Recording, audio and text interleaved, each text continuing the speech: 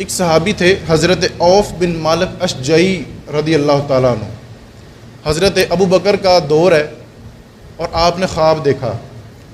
حضرت عوف بن مالک فرماتے کہ میں نے خواب یہ دیکھا کہ میں نے حضرت عمر پاک کے بارے میں کسی کو کہتے ہوئے سنا کہ عمر دین کے معاملے میں، رب رسول کے معاملے میں کسی کی بات نہیں سنتا، اس کا جو دل کرتا ہے، جو اس کو حق بات لگتا ہے یہ اسی پر عمل کرتا ہے. دوسری بات میں نے اس کے بارے میں یہ سنی کہ یہ عنقریب خلیفہ بنے گا. اور تیسری بات یہ کہ یہ آپ شہید بھی کیے جائیں گے.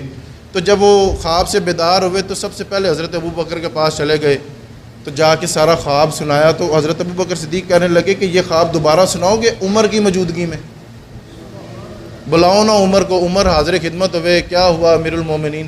اس وقت حضرت ابو بکر امیر المومنین تھے نا. تو حضرت ابو بکر سیدنا ابو بکر فرمانے لگے دوبارہ وہ خواب سناؤ.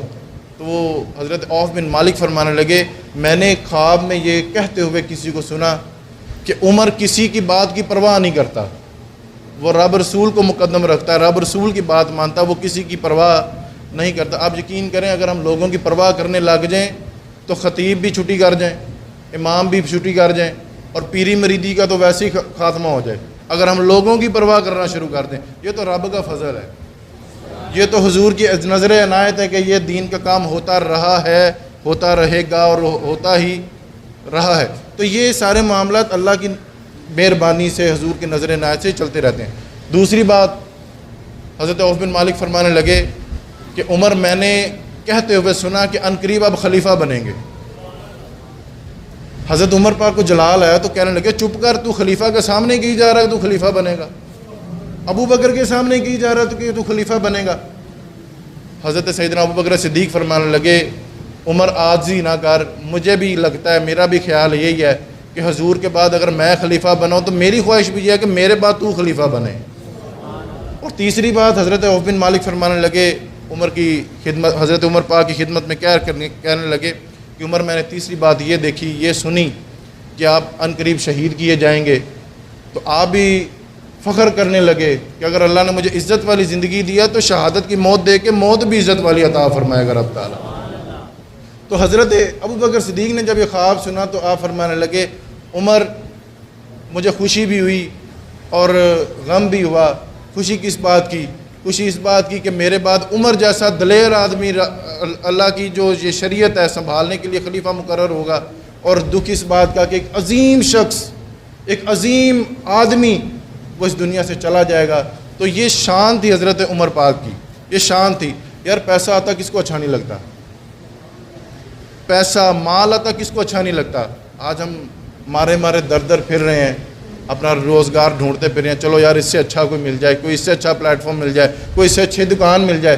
صحابہ کا خیال یہ تھا کہ بڑے بڑے دور سے لوگ آتے ہیں، مشیر آتے ہیں، وزیر آتے ہیں، تو عمر وہی پھٹے پرانے کپڑے پہن کے ایک ہی چادر لے کے ان کے سامنے بیٹھ جاتا ہے. تو چلو عمر کو مشورہ دیتے ہیں کوئی کرتا سلوا لو، ایک کرتا پہن لیا کرو تاکہ جب لوگ باہر سے آئے تو ان پر ذرا ہماری دھاک بیٹھے، ذرا روب طاری ہو ان پر. تو صحابہ نے آپس میں مشورہ کیا کہ عمر سے کہتے ہیں جا کے کہ نا کرتا سلوا لے، تو جب وہ مشیر آیا کرے نا تو ان کے سامنے وہ کرتا پہن کے بیٹھا کرے. تو وہ سارا طے ہو گیا معاملہ. تو صحابہ میں یہ بات چھڑ گئی کہ عمر سے کہنا کس نے ہے؟ اب اتنا دلیر آدمی اور مرضی بھی اس نے اپنی کرنی ہے تو اس کو مشورہ دینا کس نے ہے؟ یہ بات کس نے کرنی ہے؟ ایک صحابی بولے یار عمر نا مولا علی کی کبھی نہیں ٹالتا، مولا علی شیر خدا کی بات انہوں نے کبھی نہیں ٹالی. اور وہ یہ کہا کرتے تھے کہ اگر آج علی نہ ہوتا تو میں تو ہلاک ہو گیا ہوتا. علی کے مشورے ہمیں بڑا فائدہ دیتے ہیں. تو علی سے جا کے کہو، علی اگر کہیں گے نا تو عمر ان کی ٹالے گا نہیں. حضرت مولا علی شیر خدا کے پاس سارے صحابہ گئے. علی ہم اس طرح سے چاہتے ہیں کہ عمر کوئی ایک نیا کپڑا سلوا لے، ایک جبہ سلوا لے. چلو باہر سے وفود آتے ہیں، باہر سے وزیر آتے ہیں، مشیر آتے ہیں، چلو جب ان کے سامنے وہی پھٹے پرانے کپڑے پہن کے بیٹھ جاتے ہیں تو جب نیا کرتا پہن کے بیٹھیں گے تو ذرا ان پر روب جمے گا، دھاگ بیٹھے گی. تو حضرت مولا علی شیر خدا نے ساری بات کی. تو حضرت مولا علی شیر خدا کے کتنے عزت آمیز لفظ تھے اور اتنی عزت افزائی کی. آپ فرمانے لگے میں ساری باتیں منوا لیتا ہوں عمر سے، پر یہ والی بات میں نے نہیں کہنی. میں جو کہتا ہوں عمر میری بات مان لیتا ہے، کبھی کبھی میں اس کو ڈانٹ بھی دیتا ہوں، کبھی جلال بھی کر لیتا ہوں، لیکن یہ جو تم بات کہہ رہے ہو نا یہ میں عمر سے نہیں کروں گا، تمہیں مشورہ دیتا ہوں تم ان سے کہو۔ امت کی ماں، پیارے نبی کی پیاری زوجہ حضرت امیر المومنین کو کہنے لگے حضور کی پیاری زوجہ حضرت عائشہ صدیقہ سے آپ کہیں، اگر وہ کہیں گے نا تو عمر ان کی ٹالے گا نہیں۔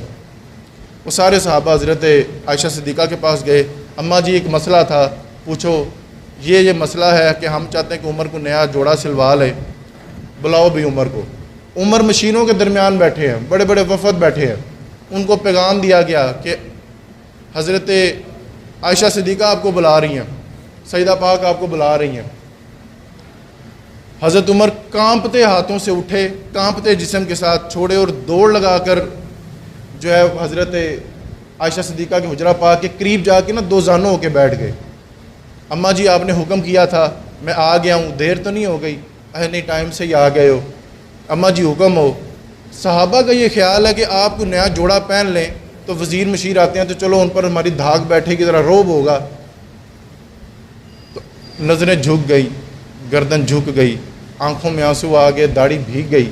تو کہنے لگے اماں جی آپ جو کہہ رہی ہیں ٹھیک ہے، صحابہ جو کہہ رہے ہیں وہ ٹھیک ہے، لیکن مجھے رنگ سب سے وہی پسند ہے جو نبی پاک پسند کیا کرتے تھے۔ نبی پاک نے نئے جوڑے کو پسند نہیں فرمایا، کسی پر اپنا روب جمانا پسند نہیں فرمایا۔ حضور کی منشا یہی تھی کہ ہمیشہ عاجزی میں رہنا، اگر اللہ عہدہ دے دے، کوئی مقام دے دے، پھر بھی تم نے عاجزی میں رہنا ہے۔ اگر آپ مشورہ دیتی ہیں تو میں پہن لیتا ہوں، لیکن وہ رنگ مجھے دیجیے گا جو میرے نبی پاک نے مجھے رنگ عطا کیا۔ آپ بھی بات سمجھ گئی۔ حضرت عائشہ صدیقہ کہنے لگی اب آپ جائیے۔ حضرت عمر پاک چلے گئے تو اس کے بعد صحابہ آگے، اماں جی کیا بنا؟ اماں جی کہنے لگیں تم جو بات کرتے ہو وہ بھی ٹھیک ہے، لیکن جو عمر بات کرتا ہے وہ سب سے زیادہ ٹھیک ہے۔ جب کسی کو عہدہ مل جائے، جب کسی کو کوئی مقام مل جائے، وہ تو کبھی استادوں کو خاطر میں نہیں لے کے آتا، وہ تو کہتا جی ساری محنت ہی میری ہے۔ لیکن یہاں پہ دیکھیے حضرت عمر پاک نے یہی کہا کہ آج میں امیر المومنین بناؤں تو مصطفیٰ کریم کے قدموں کا صدقہ ہے، تو آج میں ان کی سنتیں چھوڑ دوں؟ یار پیسہ آتا کسے اچھا نہیں لگتا۔ آج ہمارے بچے بڑی بڑی جگہ پر جاتے ہیں اور حضرت عمر پاک کا یہ وصف ہے، یہ ان کی سیرت ہے، اگر باہر کے لوگوں کے لیے سخت ہیں تو گھر کے لوگوں کے لیے بھی اتنا ہی سخت ہے۔ ایک خوشبو آئی، اب چونکہ اب صدر کی جو بیوی ہوتی ہے اس کو خاتون اول کہتے ہیں، جی ساڑھے ملک کی عقیدہ ہے، خاتون اول کہتے ہیں، باقی سارے دوم ہیں، وہ ایک خاتون ہے کہ جو خاتون اول ہے۔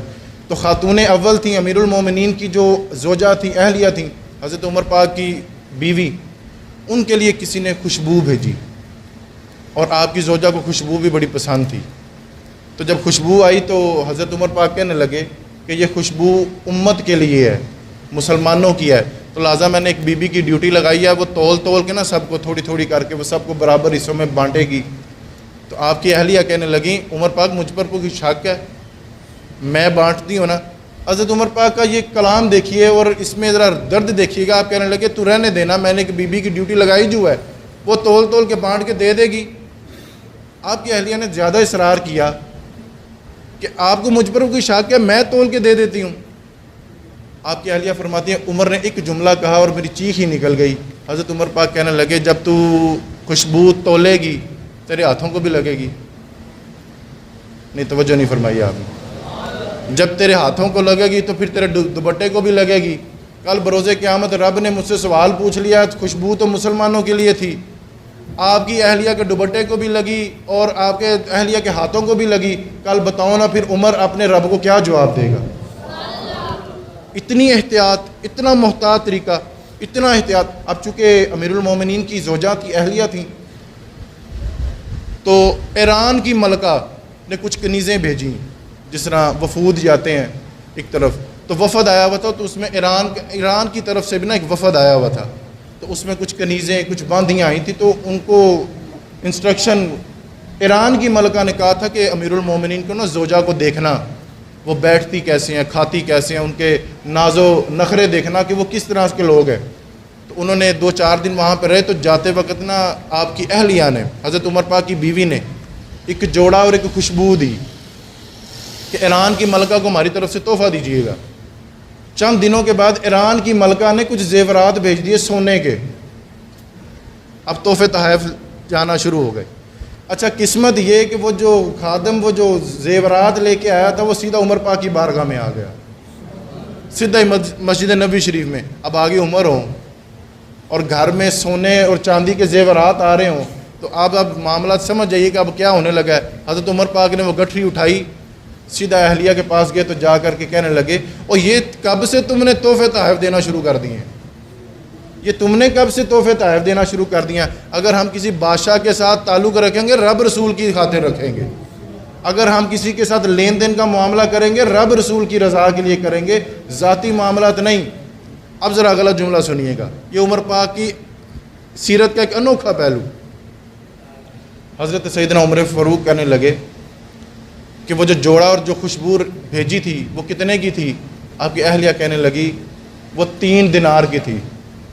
حضرت عمر پاک کہنے لگے اپنے 3 دینار سائیڈ پہ کر لو، باقی سارا سامان تو اپنی زبان سے کہہ کہ سارا سامان میں مال غنیمت میں یا بیت المال میں جمع کرواتی ہوں۔ تو وہ آپ کی اہلیہ کہنے لگی میں نہ بھی کہوں، اب آگے عمر جو کھڑے ہیں، میں نہ بھی کہوں دل سے، کہنا تو مجھے پڑے گا ہی، کہنا تو مجھے پھر پڑے گا ہی۔ آگے عمر جو کھڑے ہیں، نہ انکار تو ہے نہیں، جائے میں نے اپنا سارا مال بیت المال میں جمع کروایا۔ اس قدر احتساب کرنا، اس قدر